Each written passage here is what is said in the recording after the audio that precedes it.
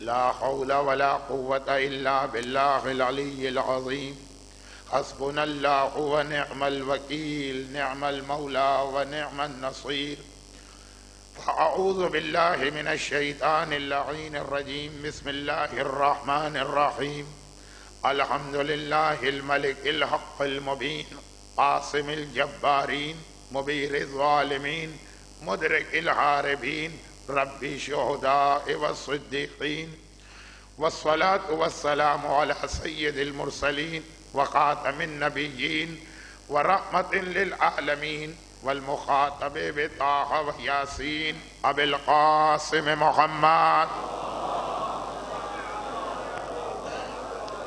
وآله وفطرته وأهل بيته الطيبين الطاهرين المعصومين المكرمين سيما للإمام المنتظر والحجة الثاني عشر اللهم عجل له الفرج ولعنة الله على أعدائهم أجمعين أما بعد فقد قال الله عز وجل في كتابه الكريم بسم الله الرحمن الرحيم يا أيها الذين آمنوا إن تنصروا الله ينصر لكم ويثبت أقدامكم وقال أبو عبد الله الحسين هل من ناصر ينصرنا صلوات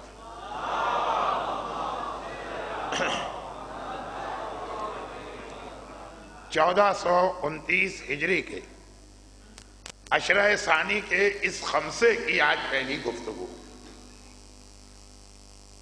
آج آخری گفتگو۔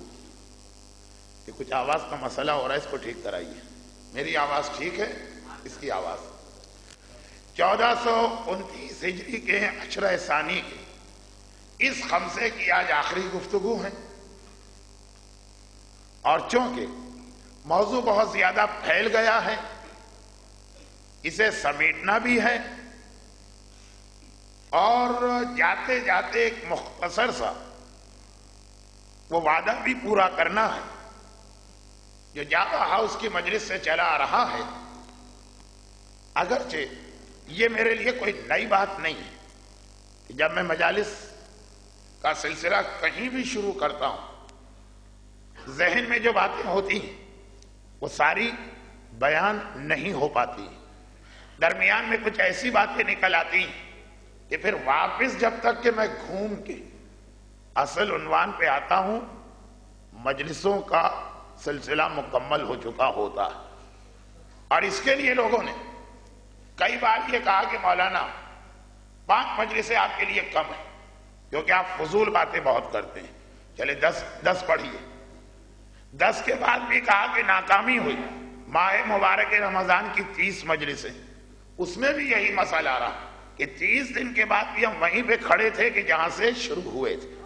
اب یہ ایک طالب علم کی ناتجربہ کاری ہے، اس اعتبار سے آپ حضرات میری اس کوتاہی کو نظر انداز کریں، اور میں خاص طور پر شکر گزار ہوں اس جامعہ کے ان طلاب کا جو بڑی باقاعدگی کے ساتھ میرے اس طالب علمانہ بیان کو سننے آئے، اور اس جامعہ کے ان قابل احترام علماء کرام کا خصوصیت کے ساتھ آیت اللہ حافظ سید ریاض حسین صاحب جو مجھ جیسے طالب علم کے بیان کو 2 دن سے سماعت فرما رہے ہیں، اور ان بزرگ علماء کرام سے یہی توقع ہے کہ میری غلطیوں کو نظر انداز کریں گے۔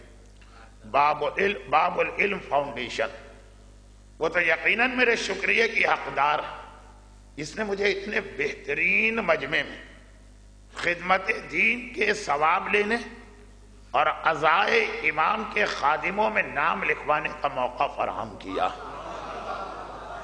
اور اس مجمع کا بھی میں شکر گزار ہوں۔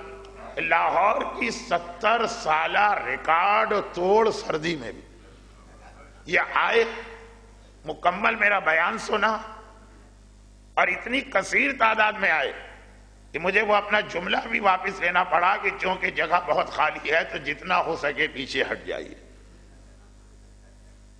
میں انتہائی شکر گزار ہوں۔ البتہ پہلی مجلس میں میں نے اپنا ایک طریقہ عرض کیا تھا، اور وہ یہ ہے کہ میری مجالس کراچی کے ٹرک ڈرائیور ٹائپ کی مجالس ہوتی ہیں، نہ دائیں دیکھتا ہوں نہ بائیں دیکھتا ہوں، نہ سگنل کا خیال کرتا ہوں، نہ اسپیڈ بریکر کا خیال کرتا ہوں، جس کے نتیجے میں ایکسیڈنٹ بھی ہو جاتے ہیں۔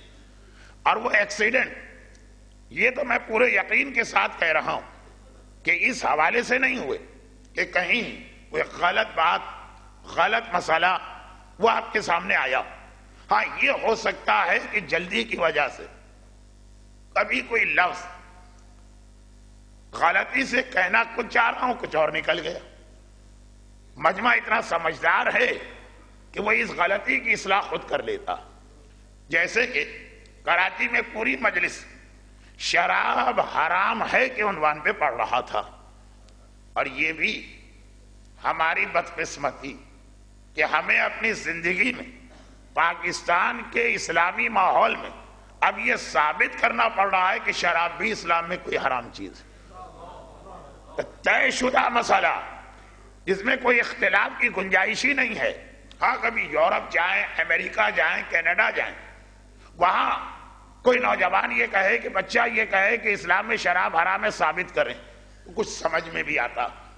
لیکن پاکستان میں بیٹھ کر اب ہم لوگوں کو شراب حرام ہے کا عنوان سمجھانا پڑتا، اس لیے کہ یہ بے تکا نعرہ چند نامعقول لوگوں کے درمیان تو ہمیشہ سے تھا کہ بھئی قرآن میں کہیں نہیں لکھا ہے کہ شراب حرام ہے، دکھائیے حرام کہاں لکھا۔ لیکن عام لوگ شیعہ اور سنی کا مسئلہ نہیں، پتہ نہیں کیسے ٹیلی ویژن پہ پروگرام آنے لگے، ٹاک شو ہونے لگے، لٹریچر لکھا جانے لگا، اخبارات میں آرٹیکل آنے لگے کہ قرآن نے کہیں شراب حرام ہونے کی بات ہی نہیں کہی ہے۔ تو خیر یہ خاص وجہ سے میں کہہ رہا ہوں، نئے نئے شوشے ہر انداز سے چھوڑے جا رہے ہیں، پورے مسلمانوں کے لیے بھی، ہر فرقے کے لیے بھی، ہمارے فرقے کے لیے بھی۔ اور یہ ایک ایسا کیلکولیٹڈ کام کیا جا رہا ہے دشمنان اسلام کی جانب سے کہ ہمیں پتہ بھی نہیں چلتا، اور ہم ان کی سازش کا نشانہ بن کر اسی میں بہنے لگتے ہیں جہاں وہ ہمیں بہا کے لے جانا چاہ رہے ہیں۔ پہلے شراب حرام ہے، اسے بھی ثابت کرنے کی ضرورت پڑ رہی، لیکن پوری مجلس شراب حرام ہونے کے عنوان پر تھی، اور ہر جگہ غلطی سے میں شراب کے بدلے پانی کہتا چلا گیا۔ پانی حرام، پانی گناہ کبیرہ، پانی کی یہ خرابی، پانی کی وہ خرابی، پوری مجلس۔ اب یہ صرف ایک زبان کی غلطی یا صحف تھا، مجمع سمجھ گیا کہ بے شک مولانا پانی کہہ رہے ہیں لیکن مقصد شراب ہے۔ تو اس انداز کی دو چار غلطیاں شاید ہو گئی ہوں۔ کل بھی صفت و موصوف میں شاید میں غلطی کر گیا، جس موصوف کے لیے صفت تھی میں نے کسی اور کے ساتھ اس کو ملا دیا۔ مجھے اپنے مرحوم استاد خطیب اعظم مولانا ظفر حسن صاحب قبلہ یاد آ گئے۔ خطابت کی پہلی تعلیم اور دینی تعلیم کی ابجد ان سے حاصل کی۔ تو ایک بار سردیوں کے موسم میں مولانا نے مجھ سے کہا، جب میں بچہ تھا، کہ جاؤ بھائی سامنے کی دکان سے دودھ لے کے آؤ۔ بھینس کا دودھ میں لے کے آیا، ان کے سامنے رکھا۔ انہوں نے پوچھا کہ یہ خالص ہے کہ نہیں؟ اچھا دکان پہ جو بورڈ لگا تھا بچہ تو وہی پڑے گا۔ میں نے کہا کہ ہاں خالص بھینس کا دودھ ہے۔ فوراً پکڑ لیا، بھینس خالص نہیں ہوتی، دودھ خالص ہوتا۔ یہ مت کہو کہ خالص بھینس کا دودھ ہے، بھینس کا خالص دودھ ہے۔ باقاعدہ خطابت کا پہلا اصول وہ بتا رہے تھے۔ کل یہی غلطی ہو گئی۔ قوم بے وقوف نہیں ہے، قوم کے کچھ افراد۔